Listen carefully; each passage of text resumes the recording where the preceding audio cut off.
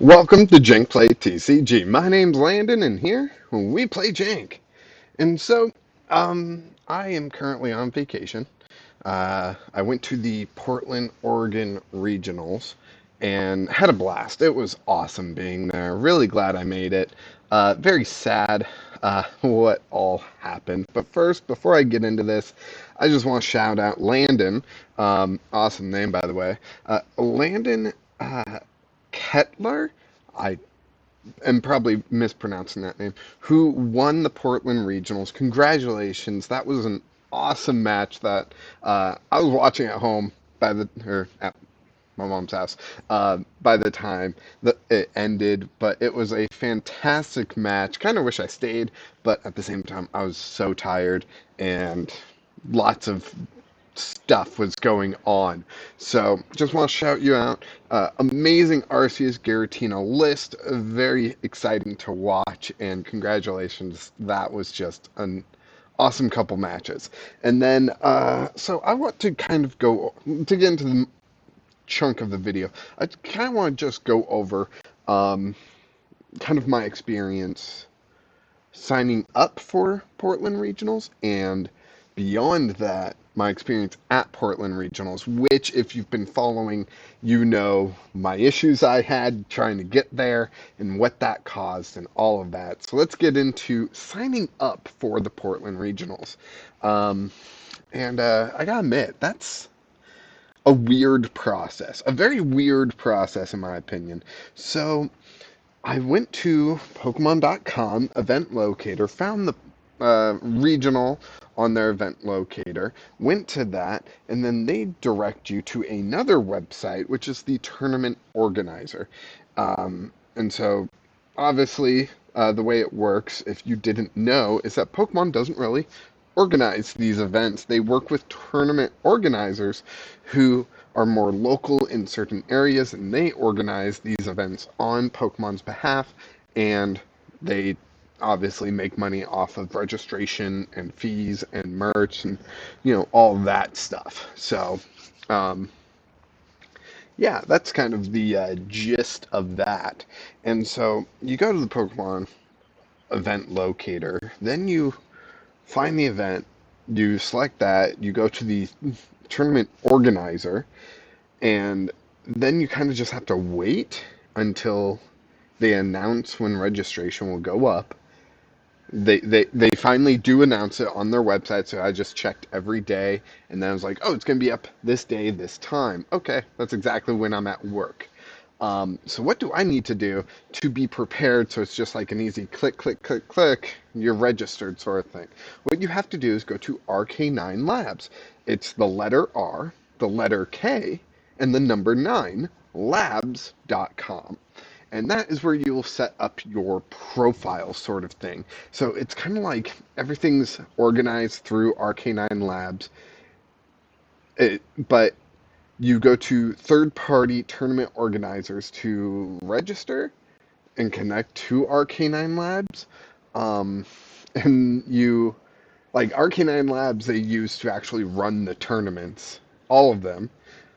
But the third-party uh, tournament organizers, it's not an easy process. Very surprised at how convoluted this whole process is.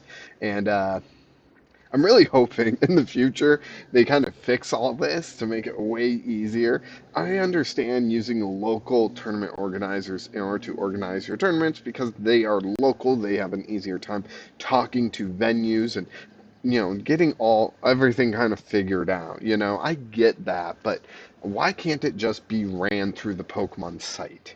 Have those tournament organizers kind of fill in information, and then that information gets put on the Pokemon site, and then you're connected to Arcanine Labs kind of automatically. That should also be integrated into Pokemon. I gotta get my Pokemon ID from the Pokemon site, put it into Arcanine Labs. It's a very convoluted process. I'm very surprised at how convoluted it really is.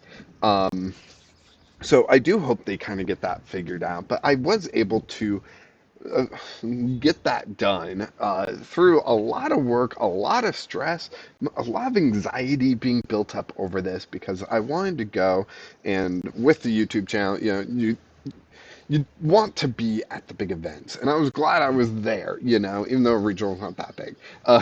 But it's it's a lot to try to go to one of these events. And so, I'm thinking about these juniors and seniors who are having to have parental approval and that kind of stuff in order to go, and how even more convoluted it must be for them, and how much more difficult it would be for them.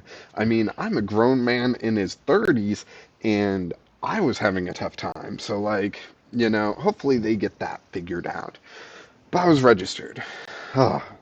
Weight off my shoulders. I signed up for the big, expensive package because I figured it's going to be like the only time that I get to actually go to one of these. Maybe I'll go next year. I don't know. But I'm not really in a position to be going to every tournament imaginable. Uh, Plus, I still haven't really done the tournament. So let's get into that, right? Um, the tournament says that it's from Friday to Sunday. Okay. I do a little bit of research and find out Friday is really just like early pickup and like check in or early check in. I would say badge pickup, but it's just like a bracelet that they give you. Um, and so it's just like early, that kind of stuff. There's some side things going on, but it's not important to be there Friday, right? Okay, so I can just fly in on Friday, and then I'll have Saturday, Sunday for the tournament, and then I'll spend the rest of the week with my family until the next Friday when I fly back. As like, um, I know I'm not going to win the tournament. I know I'm not going to do well in the tournament, so I'll just have family near me to make me feel better, right? So Friday. Friday's the plan that we plan on flying in Friday, uh, swinging by, checking out the stuff, probably picking up my bracelet, I guess it was, and my swag and whatnot, going to my mom's house and sleeping there and whatnot. She lives Washington side, so it's not exactly, like a hotel. Like, it's time to travel, right? So, okay, we got it all figured out. We go to the airport Friday, and this is where it starts going bad because our plane gets delayed by 30 minutes. 30 minutes. Okay, that's not bad. We're showing up the day before. Like, they can delay it as much as they want as long as I still get there the day before, right? Wrong. After 6 hours of sitting in the airport, our plane gets delayed till tomorrow, the Saturday. And that just means I don't get to play in the tournament. I don't bother submitting a deck list. You have to do that the Friday night. I I, I don't bother submitting a deck list.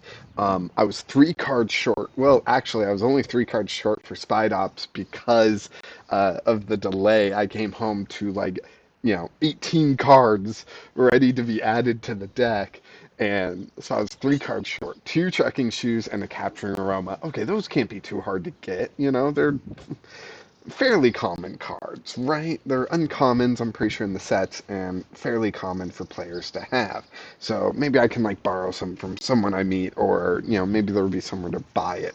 Uh, but anyways, the plane gets delayed till Saturday, so I know I'm already not getting into the tournament.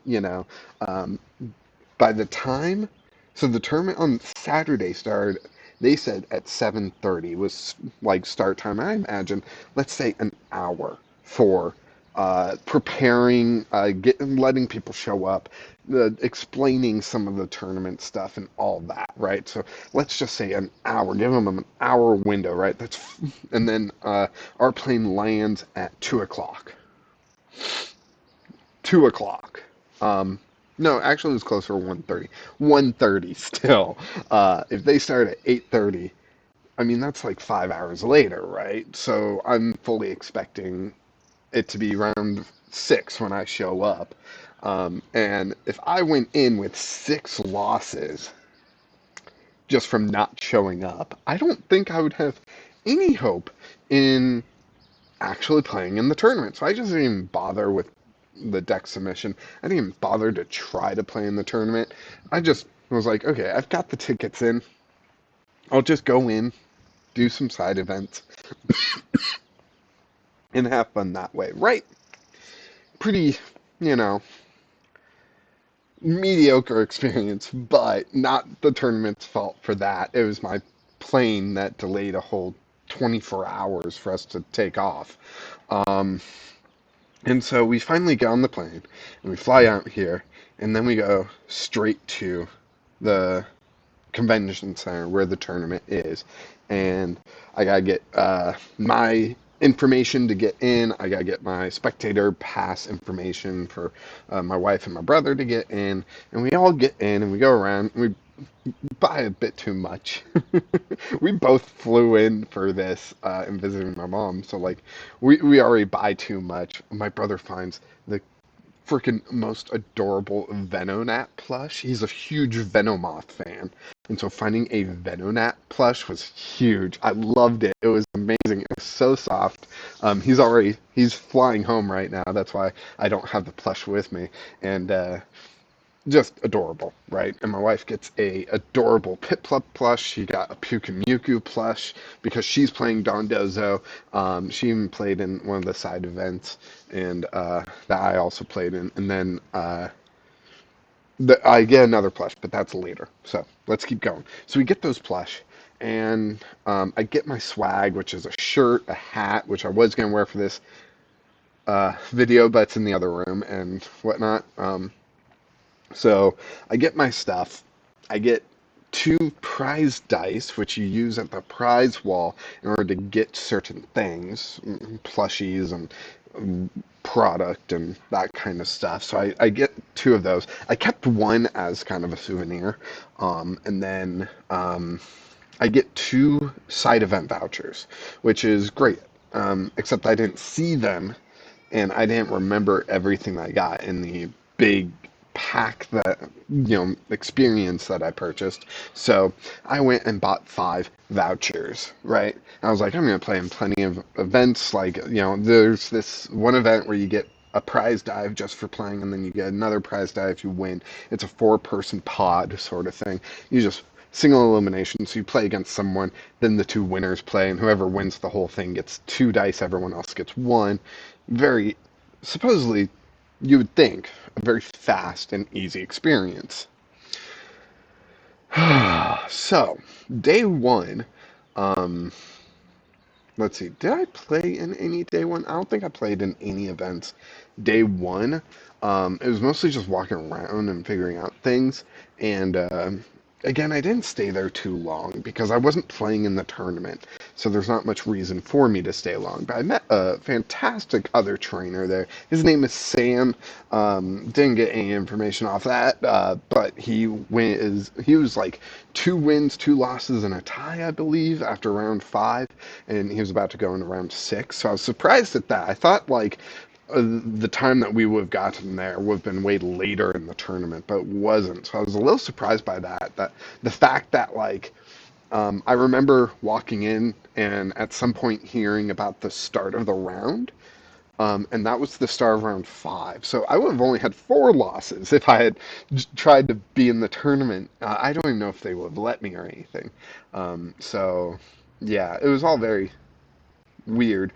Timeline's not really fitting up with what I expected, and then that kind of stuff. But I met Sam.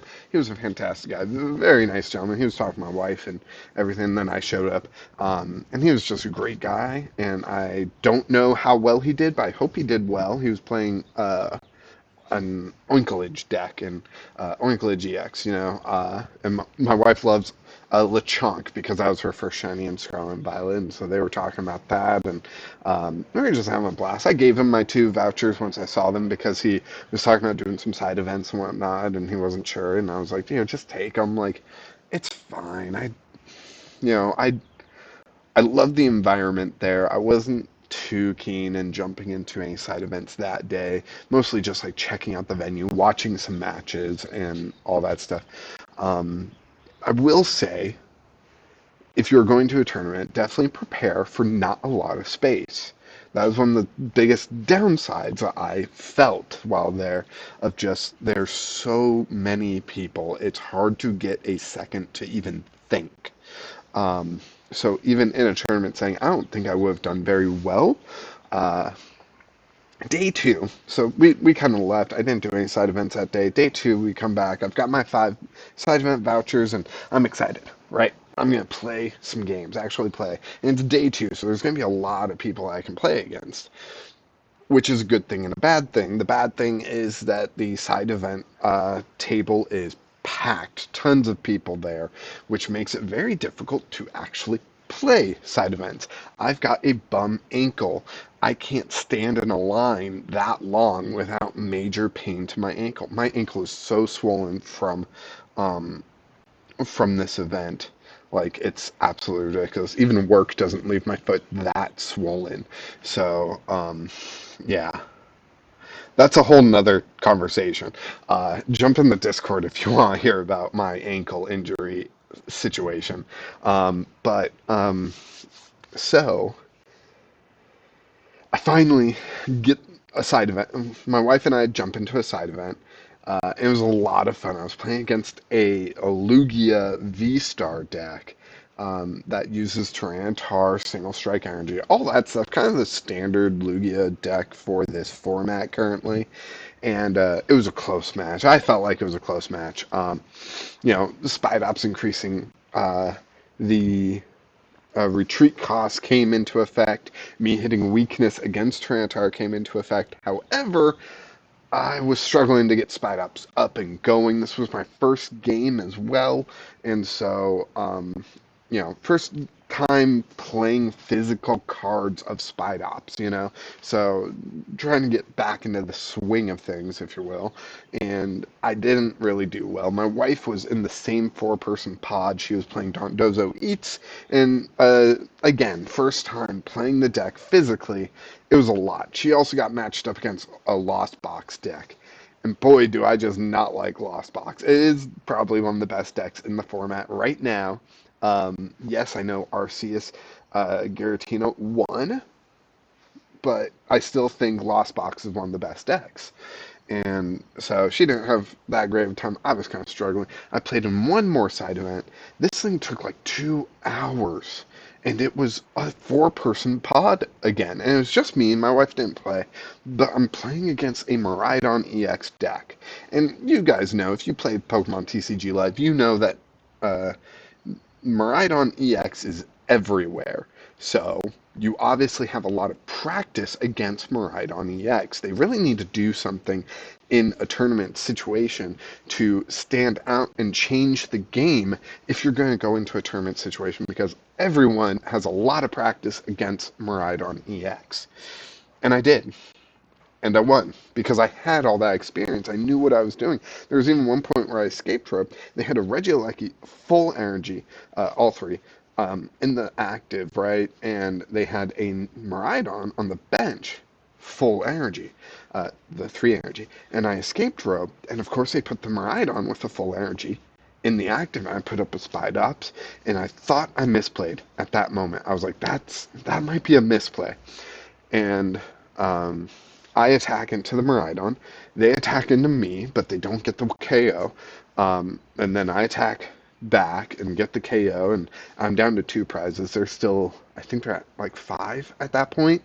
And so, like, it just works out in a particular way where they run out of energy from the retreats that they have to do, and I'm increasing the retreat cost, making it more difficult. All of that, they run out of energy, and literally, like, he draws down until he has 1 card left in deck. And I'm like, okay, you have victory if that last card is an electric energy, and you have electric generator in hand. And he's like, well, electric generator, flips over the card, and it was like choice belt or something like that, which doesn't even help in this matchup because I'm playing the X's. And so I won that. That was awesome. That was exactly how I expected to beat Miraidon because I've played against that deck so much. But that match just took so long. And then I've got my second match where I prize 2 Spide Ops. Yeah. That was a rough one. I was playing against a Korea, the Ice Dragon from Black and White, Kirim, I think. Man, I was butchering trying to pronounce that. VMAX. And if you guys don't know about this one, it is an intense deck. My opponent, she had 30 energy. She told me after the match she had 30 energy in the deck. That was a rough one. See, with Spite Ops having 260 HP, but I play V Guard energy, so that really goes up to 290 against Pokemon V. I um I I don't expect to be one hit KO'd that often. Kirim EX or Kirim VMAX, sorry, can one shot a Spite Ops pretty easily too, especially when they have 30 energy in the deck. And she just gets everything out. And it is amazing watching this. I absolutely love it. Kieran has an ability where you like I guess you reveal the top card of your deck, and if it's a water energy, you can attach it to any of your Pokemon, and if it's not, you discard it.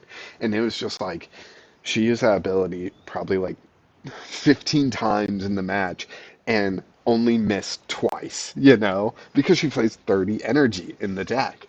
And it was just hilarious seeing all this. She started powering up a Greninja just in time. I was able to get a Manaphy out onto the field, and she was like, ah, great. And she also had the Celebrations Kyogre and all that stuff, right? So, she did end up beating me, but it got to a point where it was like, okay, you've knocked out one Spite Ops. I have one Spite Ops left. Even like I'll Miriam and I'll try to get it back and all that stuff. But I did Hisuian Heavy Ball, and I see that two of my Spite Ops are prized. She has like one prize left to get, and she's like, "Oh, I want to show you something that the deck can do." And I'm like, "That's fine. You already won this." Because she had victory on board. She had a Kieran that was ready to attack into my Spite Ops. I think I had recovered and got to my second one out by then. So you have victory here. If you have boss's orders or you just attack, you have victory, right? That she wanted to show me. She powered up her Kyogre and attacked. I was like, you forgot about my Manaphy, That was hilarious. She still won. But that was so much fun, right? But that took 2 hours of the day. I still had two vouchers left. I was exhausted from standing in the line, my ankle, walking on the cement for the day, the previous day, just my ankle had gone through a lot, so I was not doing well. I was in so much pain, so I just found my wife, found my brother, and gave my last two vouchers back to the voucher desk, and was like, just give these to some kids. Just the next two kids that come up, just give them some free vouchers. And they reminded me that I could take them to the prize wall and trade them out for packs. And I was like, I don't need more cards. Just give them to some kids. I even had one of my previous opponents offered to buy them off me. I was like, I mean, you don't have to do that. I'll just give them to some kids. And they were like, oh, yeah, that's even better. So it was awesome to be able to go. I did exchange the prize dice. I had four extra, five total, save one for, uh, souvenir. I had four. I got my wife a keychain Lechonk with a ribbon on it, plush. She'd been looking at that on the Pokemon Center for a while. And I was like, it's just sitting right there. They had no mushroom Pokemon, which I do really enjoy mushroom Pokemon.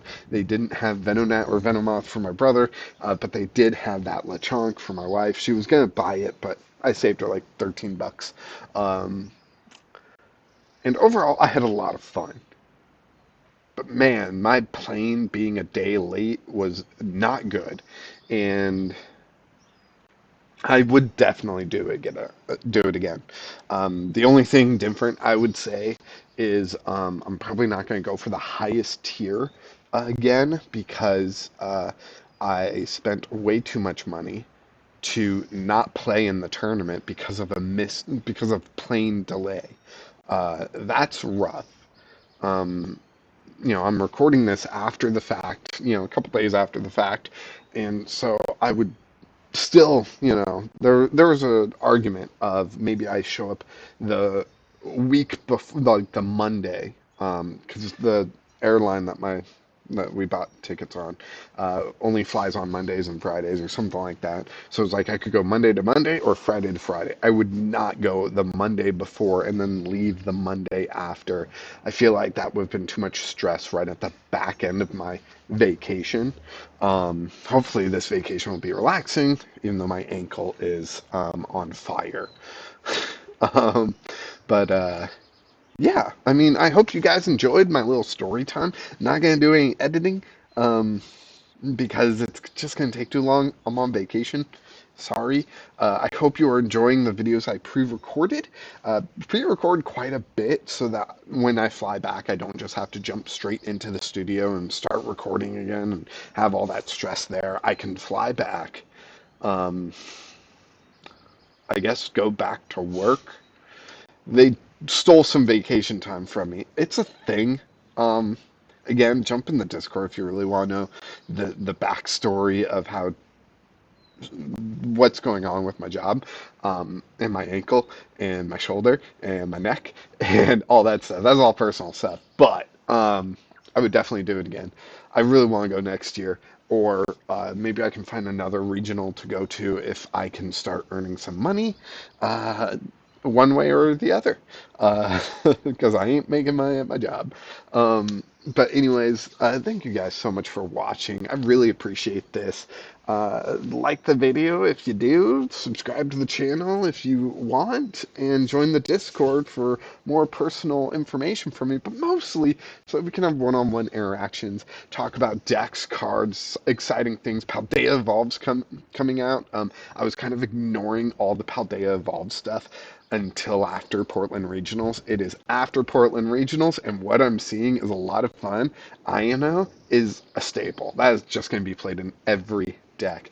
It's like if N and Marnie had a baby, and the cards, the two cards, N and Marnie, had a baby. It's INO, and it's just a great card. So I can't wait to get into Paldea Evolved. But yeah, if you want, just in the comments, tell me your favorite Paldea Evolved card that's been revealed so far, so I know what to look at and get excited along with you.